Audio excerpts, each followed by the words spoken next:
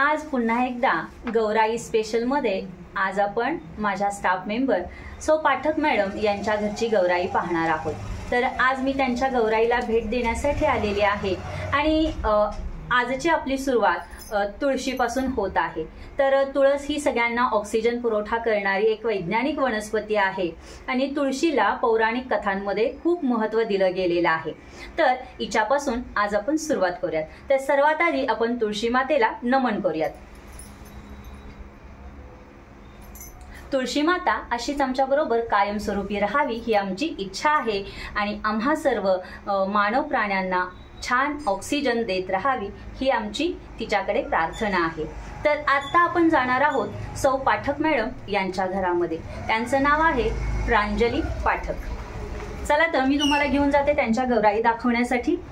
तर या आहेत आजच्या आपल्या गौराई स्पेशल 2024च्या सौ प्रांजली पाठक। वेलकम, नमस्ते माळेकर मॅडम।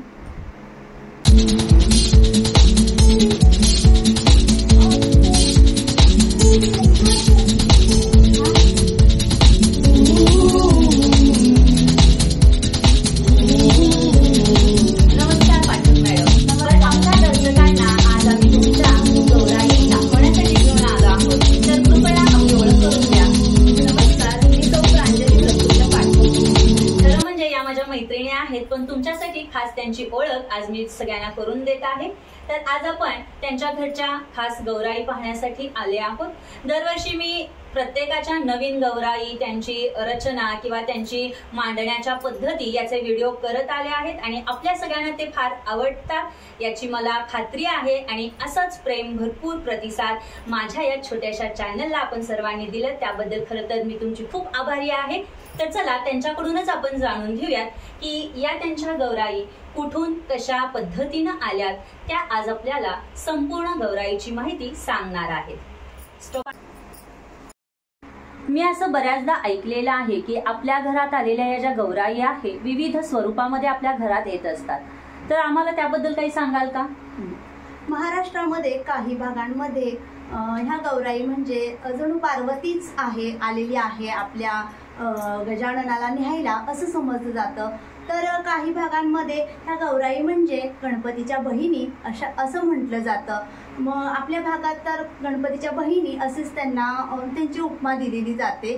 म्हणजे याचाच अर्थ असा की ज्या पद्धतीनं बहिणी भावाच्या लग्न झाल्यानंतर भावाच्या घरी येतात, आदरातिथ्य करावं, तिचा पाहुणचार करावा असं समजलं जातं आणि म्हणून या गौराई भाद्रपद महिन्यामध्ये येतात आणि त्याचं म्हणूनच आपण 2 दिवस पाहुणचार करतो। आणि अशा पद्धतीनं माझ्या या गौराई कशा वाटतात तुम्हाला सांगा।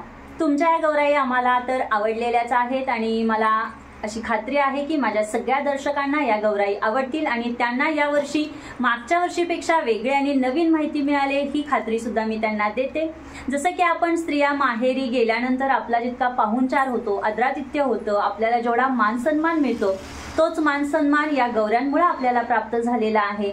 म्हणून आपल्या घरी नवीन लग्न झालेल्या ज्या गौराई असतात किंवा कुवारिका ज्या मुली असतात त्यांना सुद्धा भविष्यामध्ये अशाच प्रकारचा आदरातिथ्य, पाहुणचार मिळावा हीच या गौराईकडे माझी प्रार्थना आहे।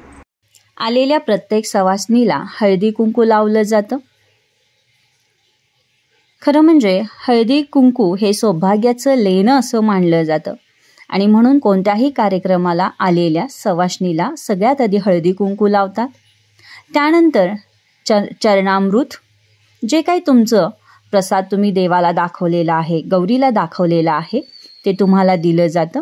या ठिकाणी मला साखर दूध, त्यानंतर खोबरं, पिठी साखर यांचं मिश्रण दिलं गेलं, जे हातावर दिल्यानंतर प्रसाद स्वरूप आपण ग्रहण करायचं असतं.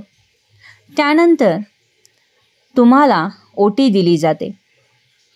पदरामध्ये ती ओटी मी घेतलेली आहे आणि मग सवाष्णी लहान असू दे मोठी असू दे, ओटीत ज्या व्यक्ती घालतात त्यांनी नमस्कार करावा आणि ज्यांनी घेतलेला आहे त्यांनी सुद्धा नमस्कार करावा.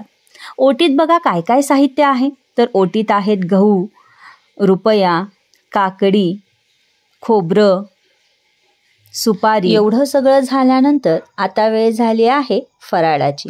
हा बघा प्लेटीमध्ये आला आहे माझ्यासाठी खास फराळ. बघूया तर प्लेटीमध्ये आले तरी काय फराळाचं. बघा किती सुंदर प्लेट सजलेली आहे. भडंग, लाडू, करंजी. खरं तर हा फराळ आज गौराईसाठी केलेला असतो. गौराईला हा फराळ तर नक्की आवडलाच असणार आहे. आलेल्या सवाष्णींसुद्धा या फराळावर ताव मारतात. तर माझ्यासमोर ही सुंदर प्लेट असताना मला एकदा कधी हा फराळ तोंडात घालते आणि त्याची चव घेते असं झालेलं आहे. चला तर जोपर्यंत तुम्ही हा व्हिडिओ बघताय तोपर्यंत मी फराळाची चव घेते आणि एका मिनिटात हा फराळ फस्त करते. खरं म्हणजे गवर आणताना झिम्मा फुगडी खेळत नाचवत ती गवर आणतात. आता आपण थोडीशी त्याची एक झलक बघूयात. चला तर खेळूया झिम्मा. बंद कर.